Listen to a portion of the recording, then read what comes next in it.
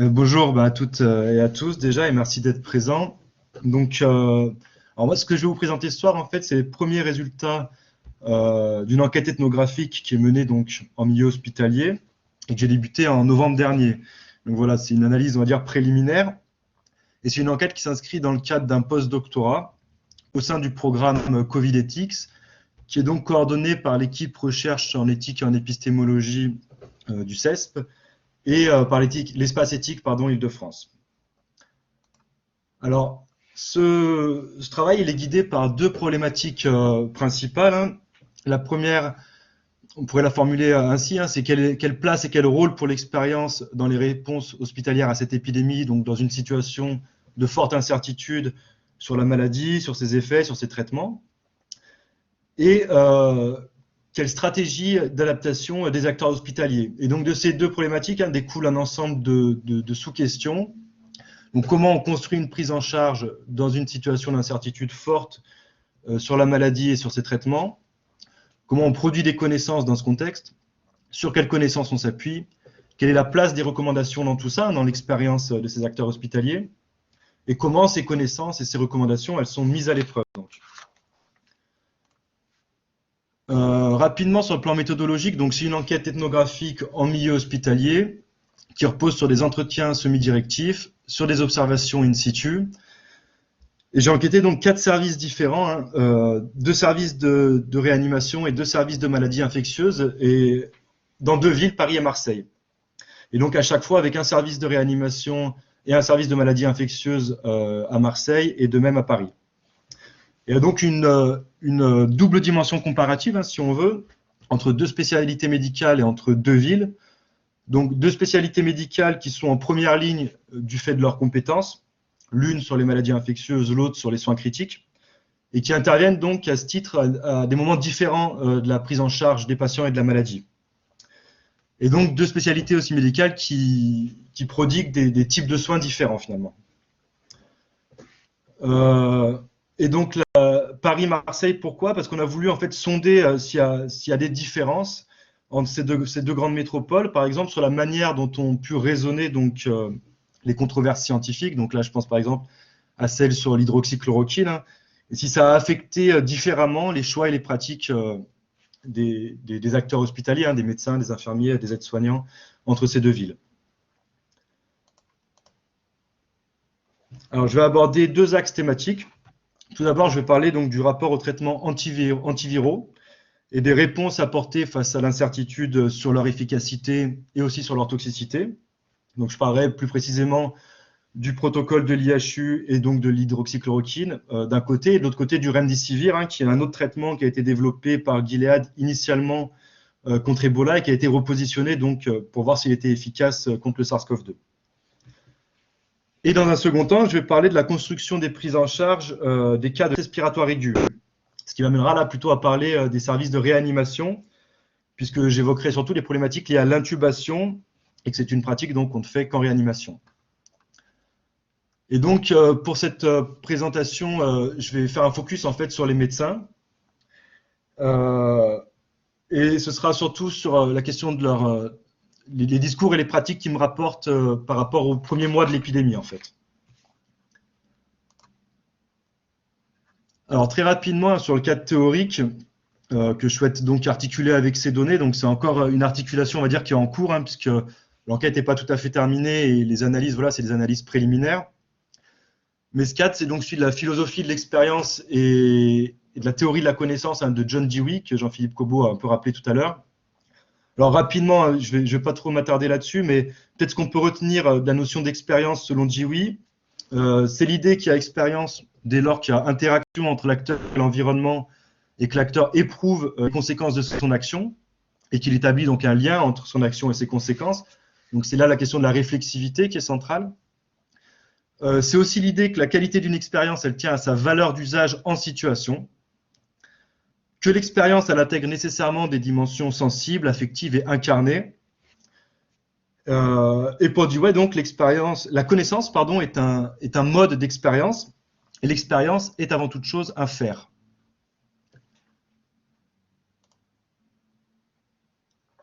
Alors, quelques éléments de contexte sur ces deux traitements antiviraux que j'ai évoqués tout à l'heure. Là, je vais peut-être pas non plus revenir longtemps dessus, hein, parce que je pense qu'on connaît à peu près le déroulement, ça a été beaucoup rappelé.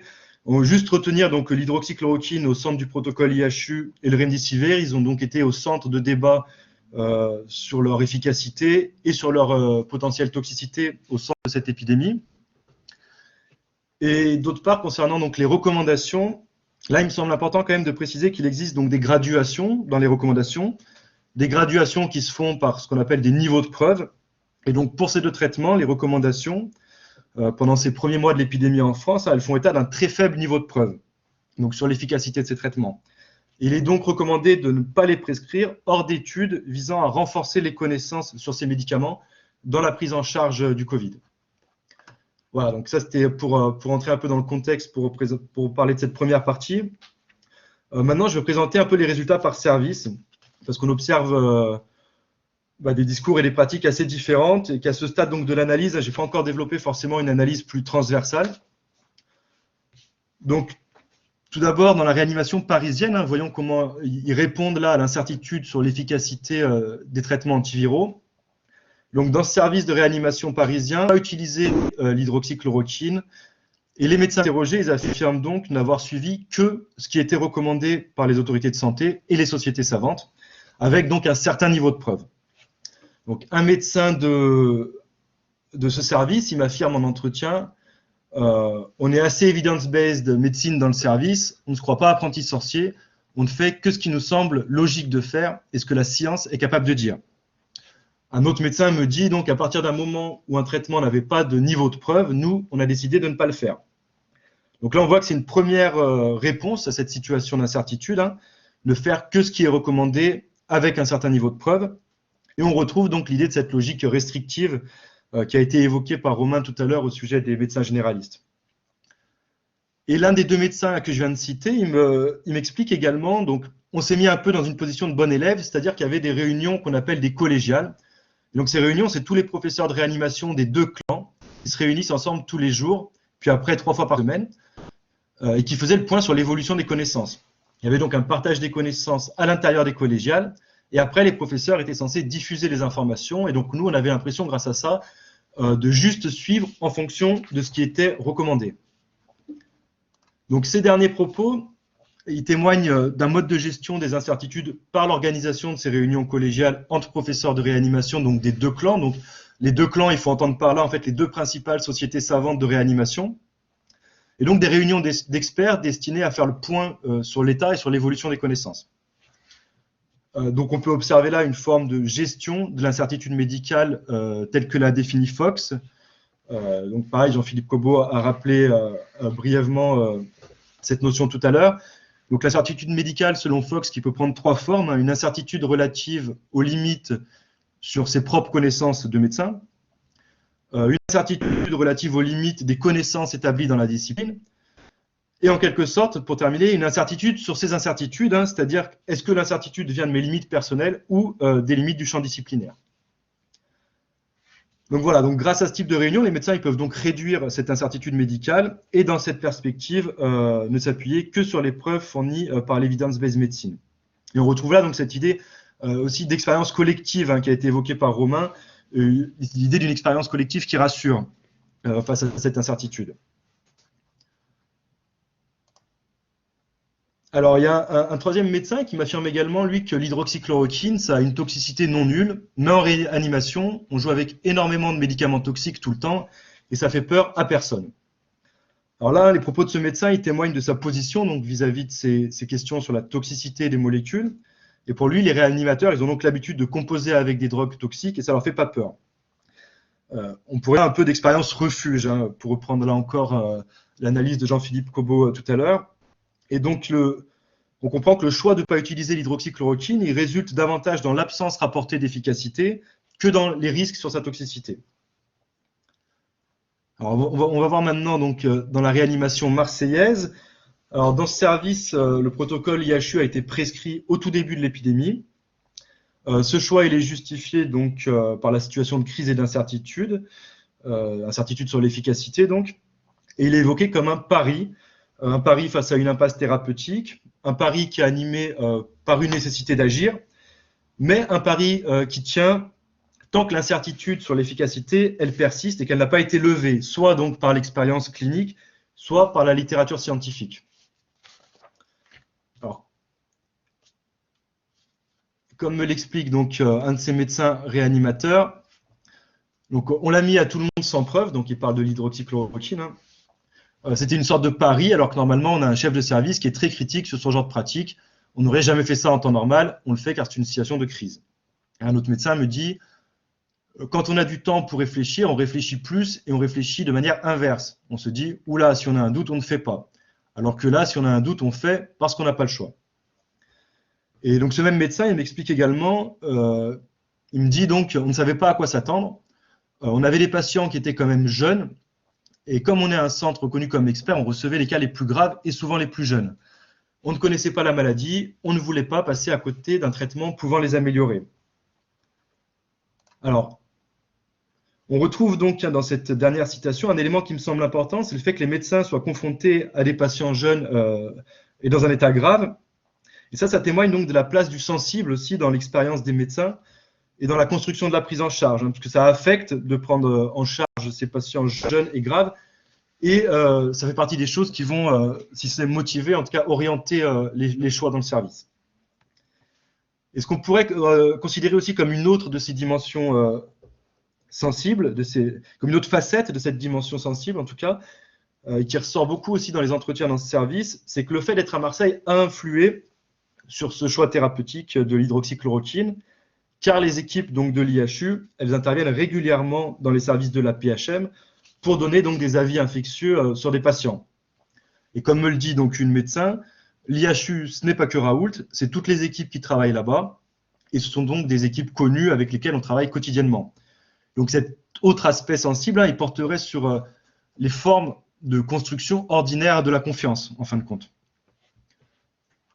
Sur la question de la toxicité potentielle de l'hydroxychloroquine, hein, ce qui revient plutôt dans ce service, c'est l'inoffensivité de molécules. On regarde la connaissance ancienne qu'on en a, et du fait qu'on a pu aussi en prescrire dans d'autres situations. Et quant à...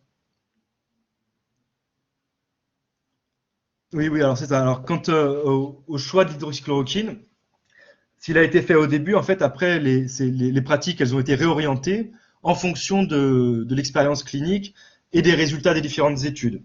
Donc, un médecin qui m'affirme, c'est plus la littérature scientifique qui nous a fait arrêter, pas la polémique. Un autre médecin qui me dit, on l'a mis sans données scientifiques ni expérience clinique, mais quand on s'est rendu compte que ça ne marchait pas, on a arrêté. Voilà, donc enfin, sur la question du remdesivir, voilà, j'ai peu de données sur ces médecins, mais ce qui ressort, un médecin en tout cas, il m'explique que le choix de l'hydroxychloroquine, il était préférable car il y avait moins de conflits avec les grandes firmes pharmaceutiques. Et donc, il fait clairement référence à Gilead et au remdesivir. Donc, sur le service de maladies infectieuses, donc on change de spécialité, un parisien. Alors, eux, ils ont également utilisé le protocole de l'IHU au début de l'épidémie, mais donc ils l'ont prescrit, eux, tout en reproduisant dans le service la fameuse étude observationnelle qui a été réalisée par l'IHU et publiée en mars, et qui a montré une réduction de la charge virale chez les patients traités avec l'hydroxychloroquine. Mais comme dans le service parisien, donc eux, ils n'ont observé aucune réduction de la charge virale dans ce service, ils ont donc très rapidement décidé tout simplement d'arrêter l'hydroxychloroquine. Et ce service, ils ont également utilisé le remdesivir. Et donc là encore, la position de ce service, elle permet d'éclairer ce choix, puisque les médecins de ce service, ils affirment travailler régulièrement avec la société Gilead, donc dans le cadre d'essais cliniques visant à tester des molécules. Ils ont donc des liens fréquents et de confiance avec les acteurs de cette entreprise. Et pour eux, c'était donc normal de tester le remdesivir. En l'occurrence, là, ça a été testé dans le cadre d'un essai coordonné par Gilead. Et ça s'inscrit donc dans une sorte de continuité de l'expérience et de ces relations entre ce service et cette entreprise. Mais quand les premiers résultats, donc, ils ont montré l'inefficacité de ce traitement sur la mortalité, mais par ailleurs qu'ils ont montré quand même une efficacité modeste sur la durée d'hospitalisation de certains patients, de ce fait, en fait, les médecins, ils ont décidé d'utiliser le remdesivir en se disant qu'agir sur le nombre de places disponibles était un facteur important donc, dans une situation de pandémie et de tension sur la capacité hospitalière. Et enfin, donc, sur le service de maladies infectieuses de Marseille, donc là, bon, clairement, les autres services, je les anonymise, mais bon, là, c'est un peu compliqué d'anonymiser, hein, c'est un peu une vue de l'esprit d'anonymiser dans ce cas-là, puisque finalement, c'est l'IHU, puisque l'IHU, ça regroupe les services d'infectieuses de Marseille. Et puisque aussi, c'est compliqué de l'anonymat dans ce cadre-là, puisqu'il y a énormément de prise de position publique dans les médias et sur les réseaux sociaux de l'IHU, notamment à travers la personne du professeur Didier Raoult. Donc à l'IHU, ce protocole, il est utilisé donc, depuis le début de l'épidémie et encore aujourd'hui. Et là, les médecins, donc, les médecins interrogés, hein, ils font part de positions assez différentes. Hein. Une interne me dit qu'elle n'a pas fait assez de bibliographie pour dire si ça marche, mais qu'elle n'a pas l'impression d'avoir mis en danger les patients ni d'être délétère. Une médecin assistante me dit ici, on a montré que ça diminuait la charge du virus, et il n'y a jamais eu d'effet secondaire, donc si ça ne peut pas faire de mal et faire du bien, autant le tenter. Et une autre médecin assistante me dit qu'elle n'a jamais été grandement convaincue, même au départ, donc par cette molécule, par ce traitement en tout cas, mais en tout cas, elle est convaincue que ça ne fait pas de mal. Donc elle me dit qu'elle vient de médecine interne et que là-bas, ils ont l'habitude d'en donner et qu'elle n'a jamais vu d'effet délétère et que là aussi, dans le cadre des patients Covid, elle n'a jamais observé d'effet délétère. Donc voilà, ce qui ressort globalement, c'est que pour ces médecins, si ce traitement n'est pas efficace, en tout cas, il ne peut pas faire de mal, notamment parce que les patients sont suivis, que les précautions sont prises et parce qu'on a une bonne connaissance de cette molécule et de ses effets. Et donc, dans les équipes de l'IHU, il y a également une forte critique de Gilead, hein, qui a tenté de repositionner un médicament créé initialement pour Ebola et qui n'avait alors pas marché. Et ces discours, ils s'expriment donc dans les termes d'une opposition entre le repositionning de molécules anciennes, connues et peu coûteuses, donc là l'hydroxychloroquine, hein, d'un côté, et de l'autre côté, le principe d'innovation.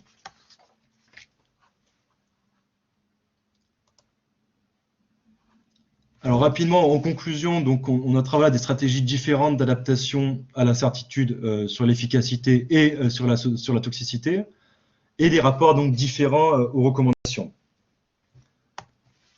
Alors je vais passer maintenant à la seconde partie, donc qui porte plutôt sur la prise en charge de ce qu'on appelle les SDRA, donc les syndromes de détresse respiratoire aiguë.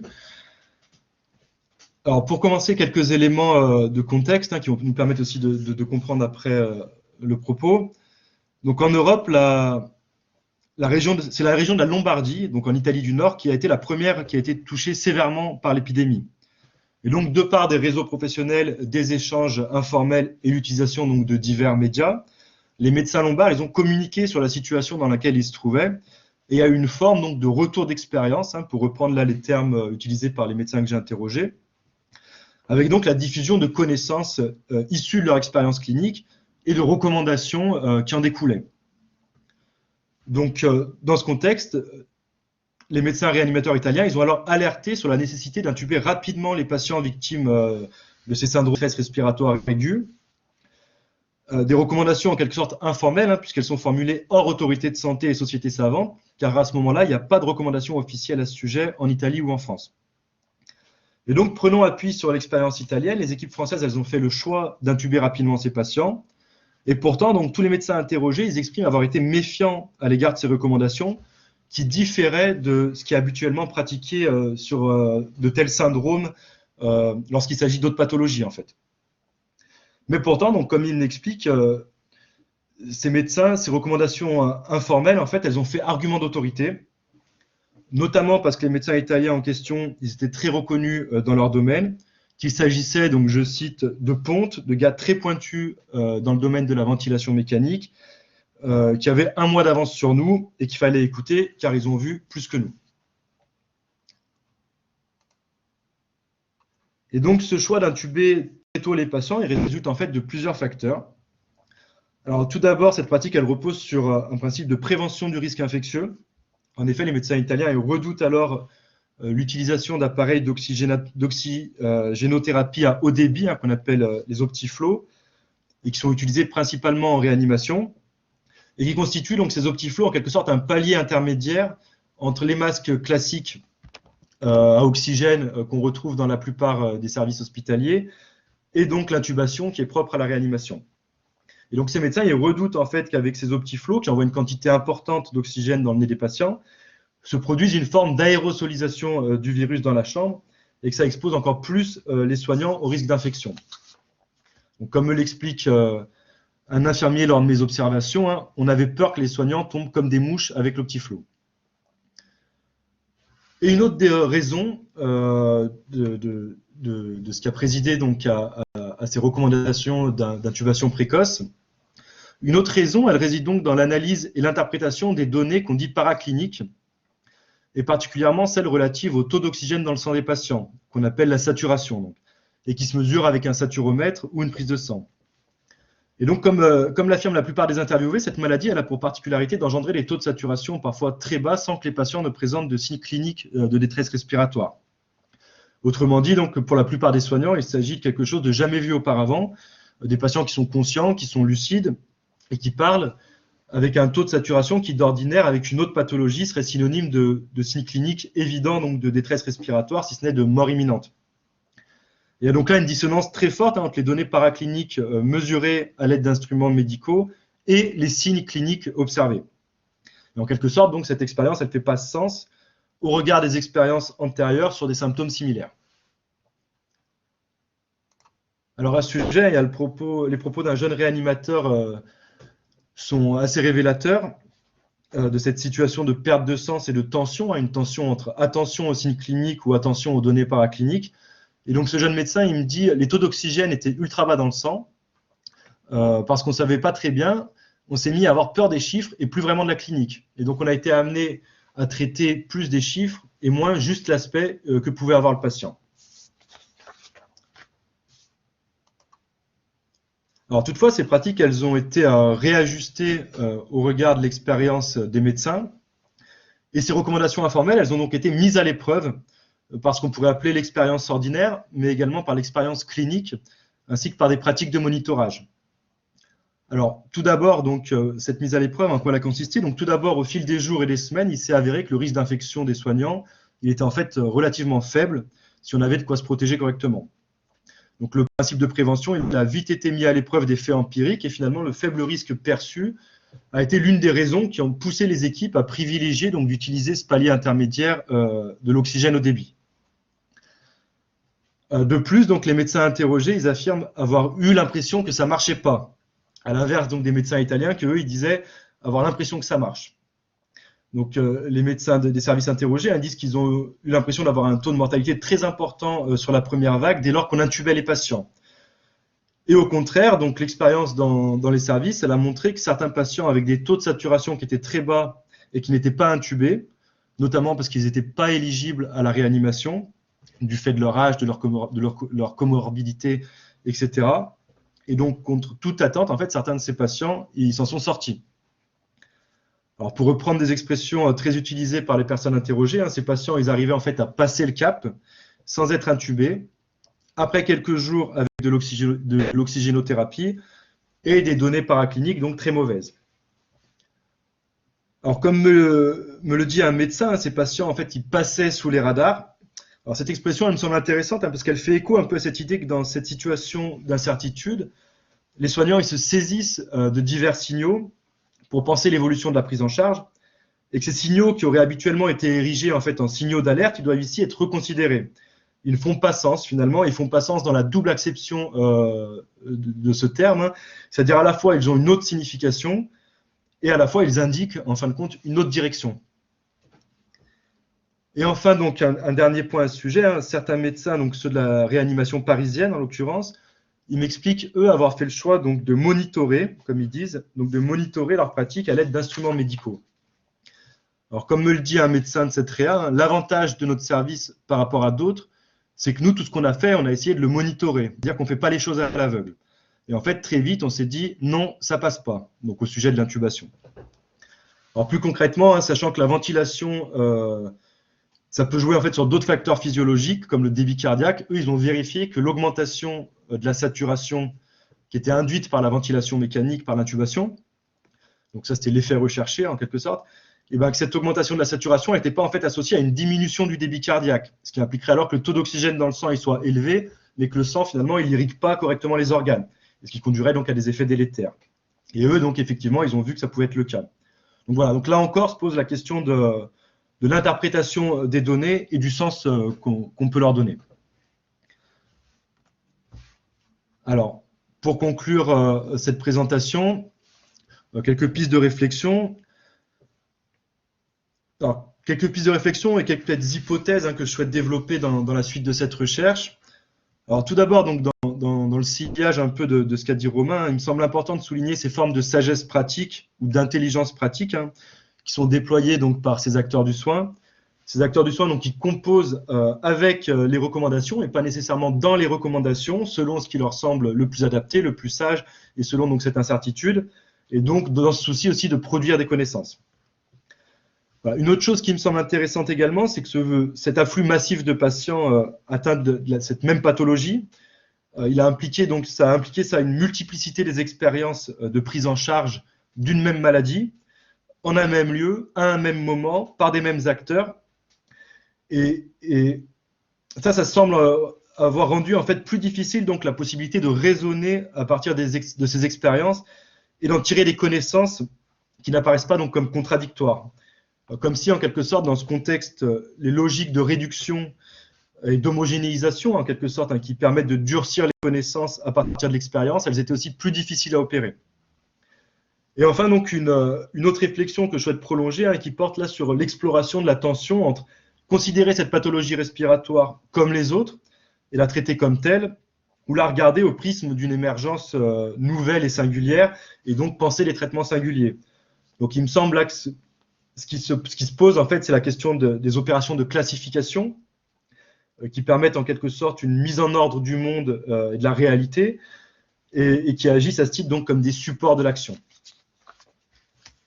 Voilà, et pour conclure, peut-être juste partager cette petite citation qu'a me rapporté une médecin d'un service parisien, du service de maladies infectieuses. Donc en fait, cette médecin, elle m'explique qu'elle discute avec une collègue d'un autre service. Cette collègue, elle lui dit que chez eux, dans leur service, ils donnent du tocilizumab, donc c'est un immunomodulateur. Des études qui ont montré récemment que ça avait des effets sur la mortalité. Et donc eux, ils donnent ce traitement à tout le monde et qu'ils ont l'impression que ça marche. Donc la médecin que j'ai rencontrée, que j'ai interrogée, elle me dit ce qu'elle a répondu, c'est nous, on ne fait pas grand-chose et on a l'impression que ça marche. Voilà, donc ça me semblait intéressant et un peu marrant, mais en tout cas, il me semble qu'on retrouve dans cette phrase un peu lapidaire, on retrouve condensé toute cette incertitude et toutes les difficultés que peuvent rencontrer donc, ces médecins dans la construction de la prise en charge, dans la production de connaissances, dans cette situation forte d'incertitude. Voilà, donc je vous remercie, je vais m'arrêter là et je vous remercie de m'avoir écouté. Voilà, j'espère que c'était clair, et puis je sais qu'il y avait beaucoup de choses, donc voilà, encore une fois, c'est des données préliminaires, donc bah, c'est aussi pouvoir échanger pour construire l'analyse. Merci beaucoup Clément. Merci beaucoup à toi pour cette nouvelle intervention qui ajoute encore une couche de réflexion.